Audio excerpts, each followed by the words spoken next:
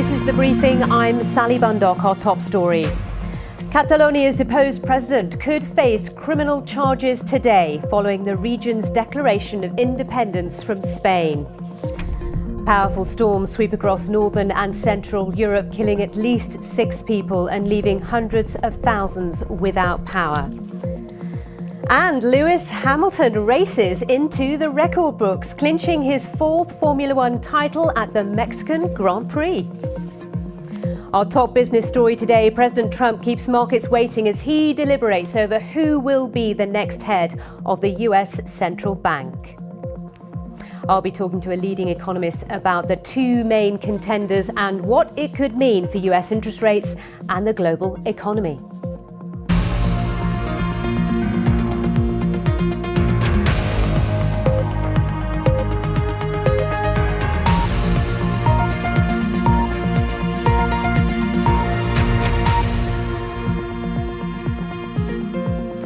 A very warm welcome to the programme, briefing you on all you need to know in the world of news, business and sport. And with the launch of Apple's new iPhone this week, we're asking you, do you trust the latest tech like facial recognition for your smartphone security, or could this unlock more opportunities for fraud and misuse? Be a part of the conversation. Do get in touch with us. Use the hashtag BBC The Briefing.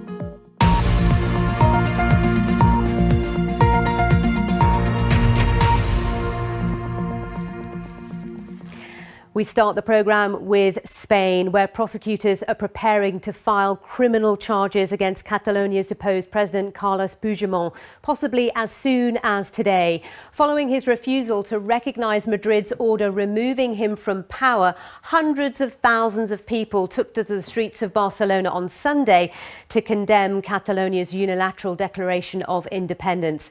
It was one of the biggest shows of force to date by supporters of United Spain.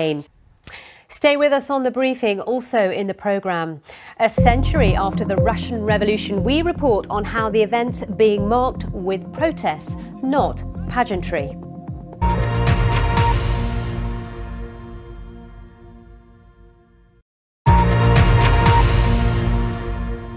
This is The Briefing. Our headlines.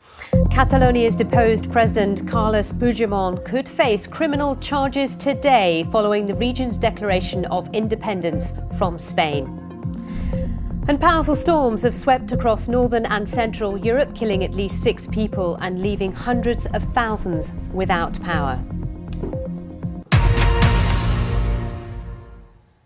Now it's 100 years since the Russian Revolution, an event that would define the 20th century. This week, in a special series of reports, our Moscow correspondent Steve Rosenberg will be crossing Russia, visiting 4 cities closely connected to the drama of 1917, to see how Russians today view the revolution that came to be known as Red October. Well, let's speak to Steve Rosenberg now, who is in Moscow. Steve. That's the sports briefing. Stay with us here on BBC News. I'll be back with Business Briefing in a few minutes' time. We'll have more on the 2 main contenders for head of the US Federal Reserve.